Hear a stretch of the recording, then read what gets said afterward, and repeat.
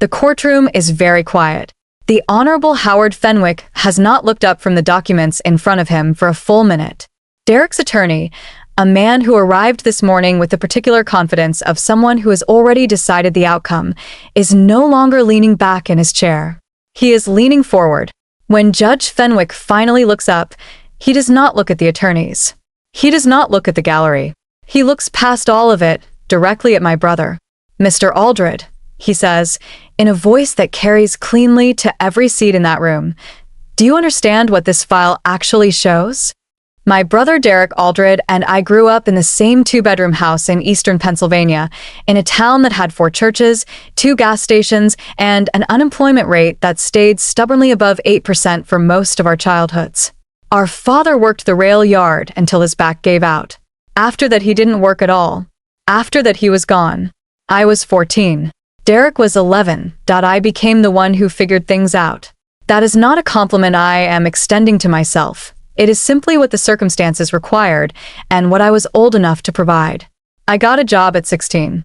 I covered school supplies and helped with utilities and made sure my brother didn't have to spend his adolescence thinking about the parts of a family's life that children shouldn't have to manage. I enlisted in the Army at 18. The signing bonus was $11,000. I sent most of it home. I served 9 years. I deployed twice. Once to Iraq, once to Afghanistan. I came home from the first deployment with a combat infantryman badge, an award given to soldiers who engage in active ground combat, and a left knee that has never worked exactly right since. I came home from the second with a commendation I did not discuss and a quality of quiet that my mother, Carol Aldred, once described as settled. I believe she meant it as a worry. I received it as a compliment. Derek went to college on a combination of financial aid and money I sent home specifically earmarked for his tuition. He studied business. He graduated, moved to Philadelphia, and built a career in commercial real estate. He did well. He started wearing different kinds of clothes and using different kinds of language and spending his time with different kinds of people. None of that troubled me. People are allowed to become. What troubled me was when the becoming required an erasure. It was gradual. The calls got shorter and then less frequent. When Derek brought Melissa Hargrove, who came from a family that owned property in 4 states and treated service workers with the reflexive indifference of people who had never needed to be one, to a family holiday dinner, I watched him spend the entire evening editing himself in real time, abbreviating stories, redirecting subjects, constructing a version of himself that did not include the 2-bedroom house in eastern Pennsylvania or the older brother who had paid for his first 2 years of college from a military base in Ballad. He did not introduce me to Melissa as a veteran, just as his brother. When she asked what I did, Derek answered for me. He said I was between things. I was between deployments. I let it pass. When the wedding invitation did not arrive, I assumed it was an oversight. I waited 2 weeks and called. Derek said, in a voice that had been carefully prepared for exactly this conversation, that the venue had a capacity limitation and they had kept it to immediate family and close friends. I did not say that I was both. I said I understood and wished him well and meant it. That was in September. In early October, a certified envelope arrived from a law office in Philadelphia. Inside, an itemized invoice for $26,000. Wedding catering. Florals, venue deposit, rehearsal dinner, transportation. Every line documented in clean columns. At the bottom, typed on law firm letterhead, per your prior commitment to contribute to wedding expenses, the enclosed reflects the balance of agreed obligations remaining outstanding. I had made no such commitment.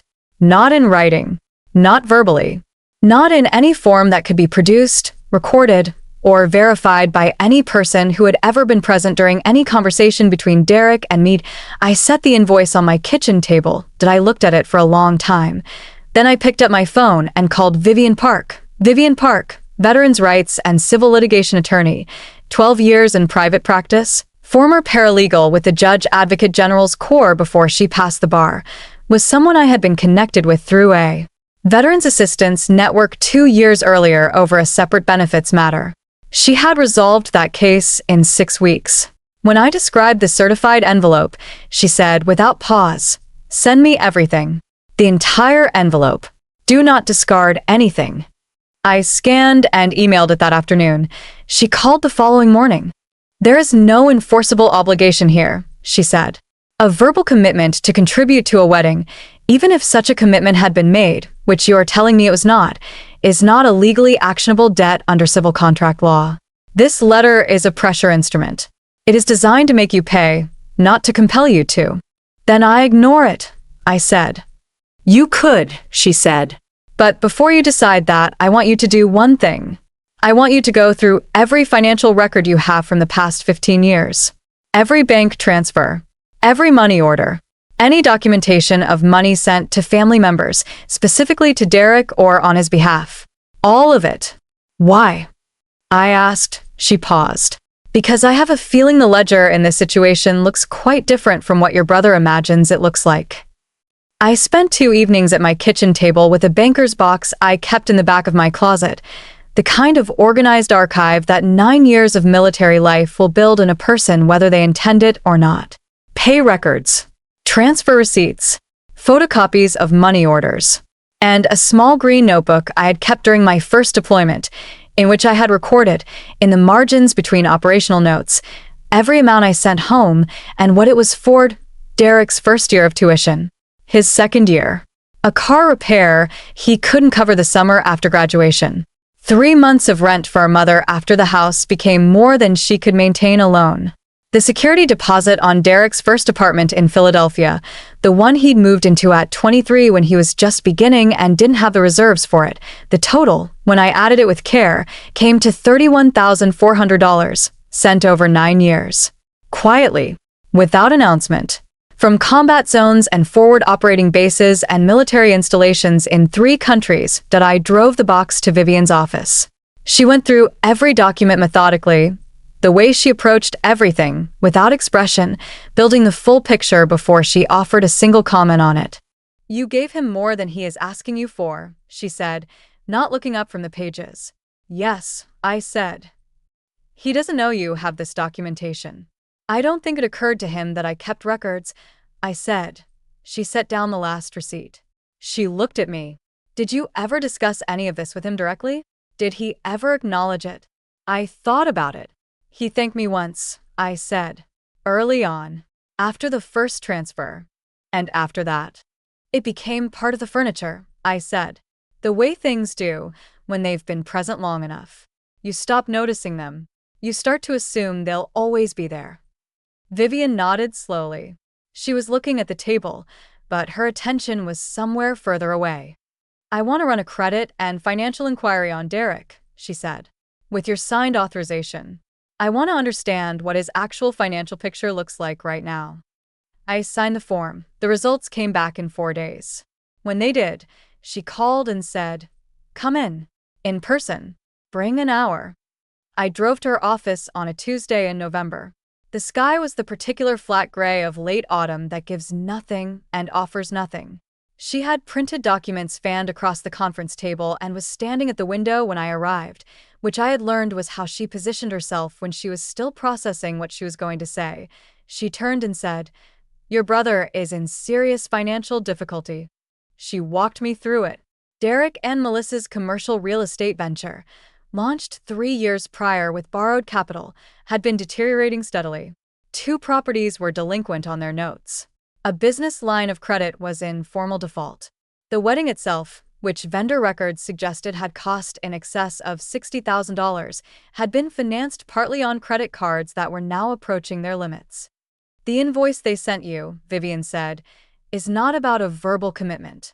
It is a cash flow crisis wearing the costume of a legal claim." "He needed the money," I said. "He needed money," she said, with a slight precision in the distinction. "And he calculated that you either wouldn't know the claim was unenforceable or that you would pay it to avoid a conflict. He made a judgment about which outcome was more likely." I sat with that for a moment. The radiator in the corner of her office made a faint metallic sound. Outside, a car passed slowly through the street below. "He thought I'd pay to keep the peace," I said. "That is my assessment," she said. "People who do this within families almost always know their target well enough to make a reasonable bet about it." "He made the wrong bet," I said. She looked at me steadily across the table. "He did. I asked her what came next. I send a response letter, she said, itemizing your documented contributions over the prior 9 years. I note the total. I note that it exceeds the claimed obligation. I note that no written agreement exists and that we consider the matter closed. She paused. I give them 2 weeks. They responded in 4 days. Derek had retained a civil litigator. The decision, I would come to understand, cost him money he did not have for a proceeding he was not going to win. The litigator's letter disputed the relevance of my prior financial contributions and reaffirmed the claimed verbal obligation in formal, polished language that required considerable reading to distill into its actual content. Derek intended to file. He's going to take this to court, Vivian said when she called me. Good, I said. The civil complaint arrived in December. A claim in Philadelphia County Court for $26,000 on the basis of an alleged verbal agreement to contribute to wedding expenses. I read it carefully. There was a paragraph I had not anticipated. In it, Derek's attorney argued, apparently at Derek's explicit instruction, that my prior financial contributions to the family had been offered as voluntary gifts with no expectation of return or accounting, and therefore carried no legal weight in the present matter. He was attempting to erase the ledger entirely, to convert 9 years of documented transfers into an unmarked page. I called Vivian and read her the paragraph aloud. She was quiet for a moment. Then she said, "He just made this considerably easier." "How?" "Because we are in court now," she said. "And in a courtroom, every transfer receipt, every money order, every notebook entry becomes evidence. Evidence does not disappear because a party finds it inconvenient. The ledger is now the record. And the record speaks." She filed our response within the week. It included copies of every documented transfer, the money order records, the dated notebook entries from both deployments, and a formal cover exhibit summarizing the total, $31,400, 9 years, with dates, stated amounts, and purposes. At the top of the cover exhibit, Vivian had added a line I had not asked for. It read, "The following represents the financial record of a veteran's quiet contribution to his family during 9 years of active duty service, including 2 combat deployments." I called her about it. "Was that necessary?" I asked. "It is accurate," she said. "The court should understand the full context in which that money was earned and sent. Factual context is not advocacy. It is description." I did not argue with her point. 3 weeks before the hearing, I received a phone call from a man I had not spoken to in over a year. Retired Master Sergeant Thomas Osei, United States Army, the senior non-commissioned officer of my unit during my second deployment.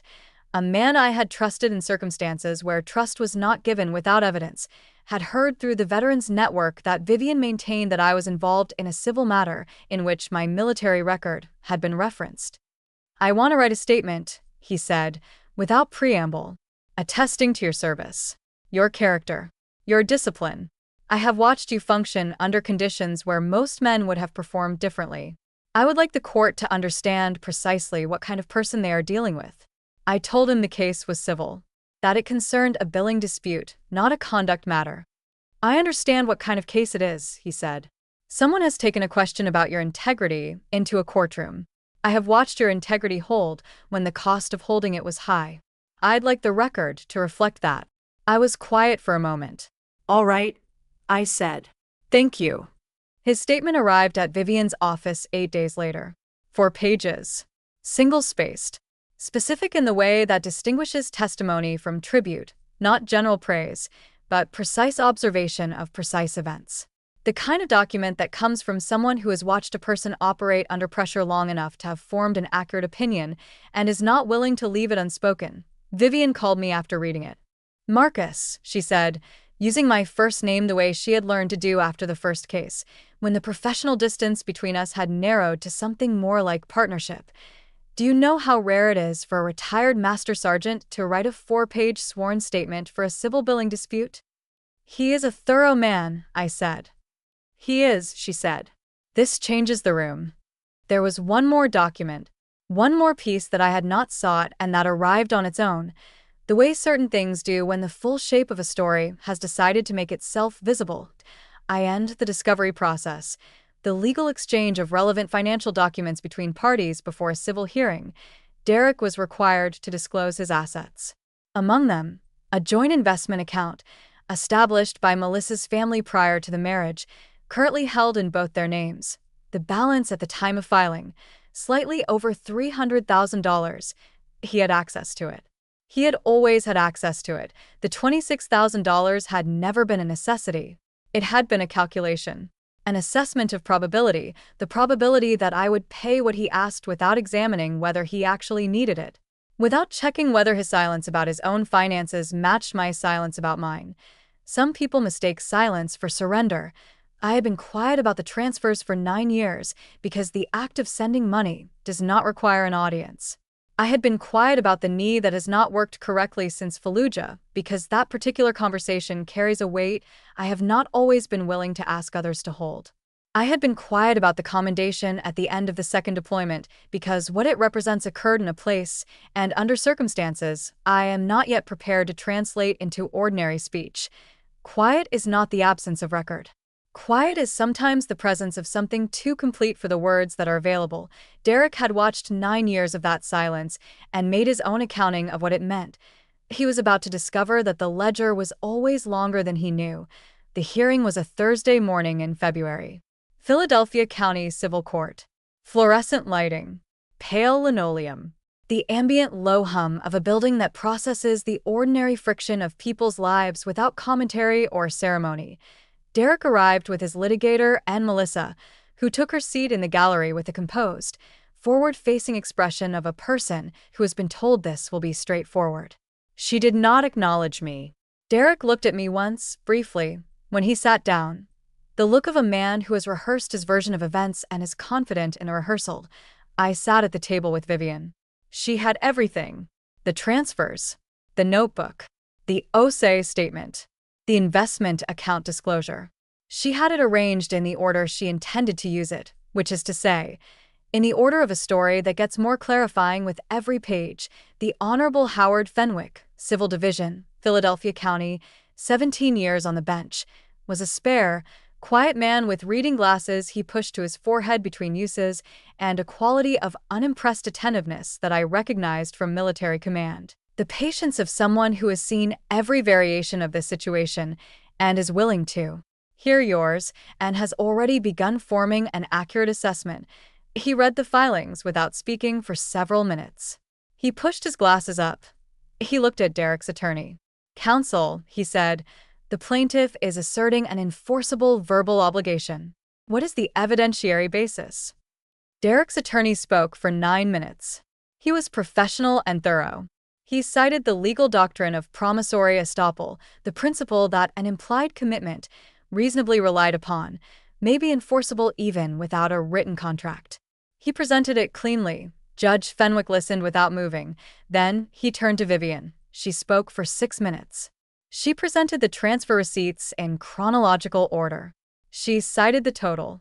She noted the combat pay records that established the source of those funds.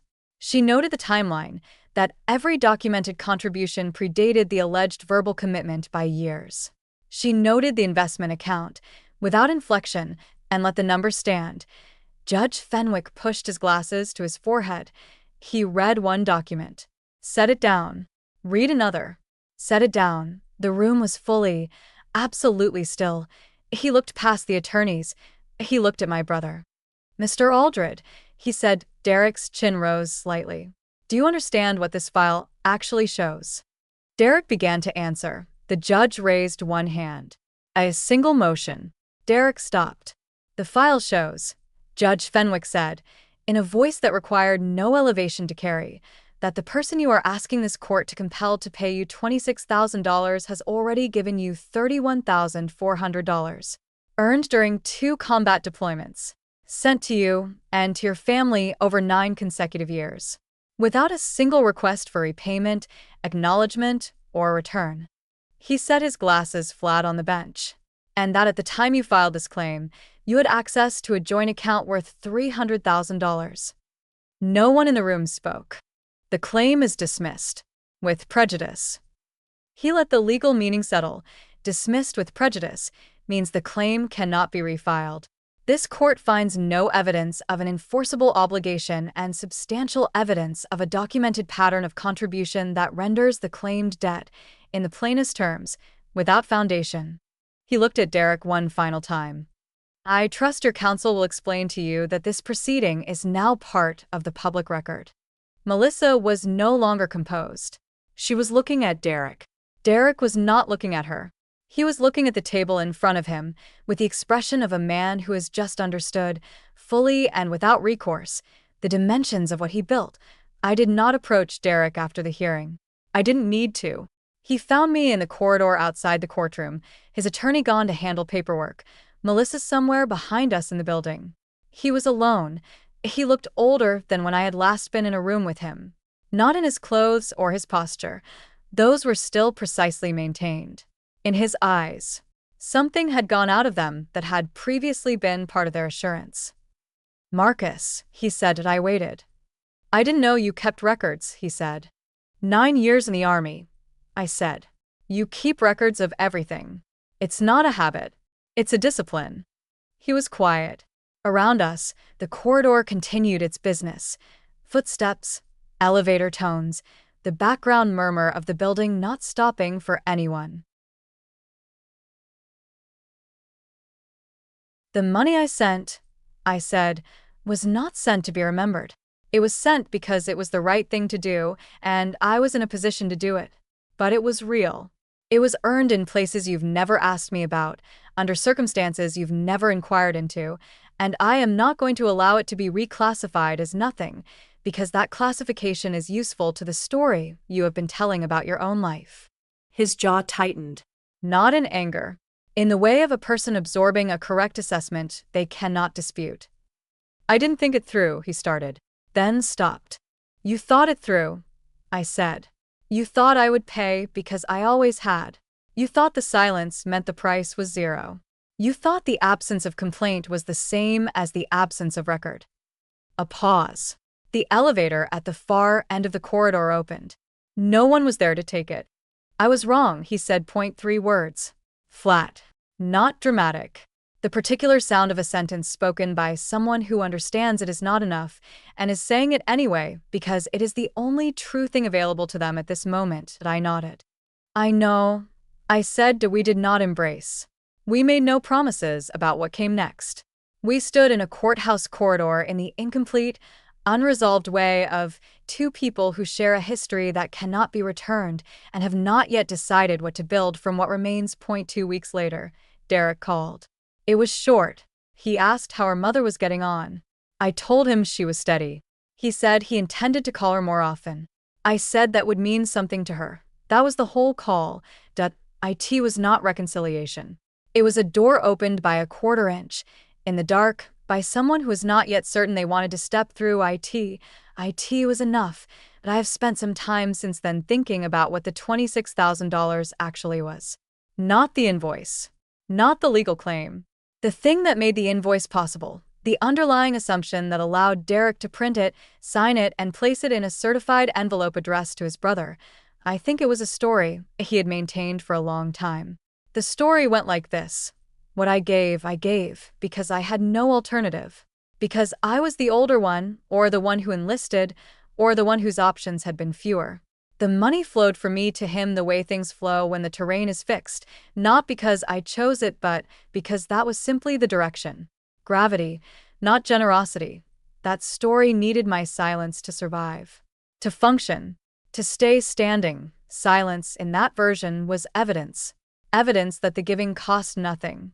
Evidence that I didn't track it, because it didn't register. Evidence that the ledger was blank, because there was nothing worth entering. Some people mistake silence for surrender. I was quiet about the money because sending it was not an act that required witness to be valid. I was quiet about the knee that hasn't been right since Fallujah, because that conversation carries a particular toll I have not always been prepared to invoice. I was quiet about the commendation from the second deployment because what it represents happened in a specific place under specific conditions that I have not yet found the right language for, and I would rather keep it whole than reduce it to something that fits a dinner table. Quiet is not vacancy. Quiet is frequently the housing of something whose dimensions exceed the available words. What I understood in those weeks of transfer receipts and motion filings and late evenings with a small green notebook from a basin ballad is that the record had always existed. Every dollar, every date, every stated purpose, written down not for this moment but because recording it was the right thing, and the rightness did not depend on whether it was ever needed, but it was needed. Because Derek pressed in one specific direction with sufficient force to make the record necessary. There are people in your life right now who have been conducting the same calculation. Not with invoices necessarily, but with assumptions about what you will absorb, about what your patience suggests about your willingness, about how far your compliance extends before it ends. They have been watching you not complain. They have watched you absorb and regroup and return without announcement. They have filed your composure under weakness and your silence under consent. They have built everything on the assumption that the ledger is blank.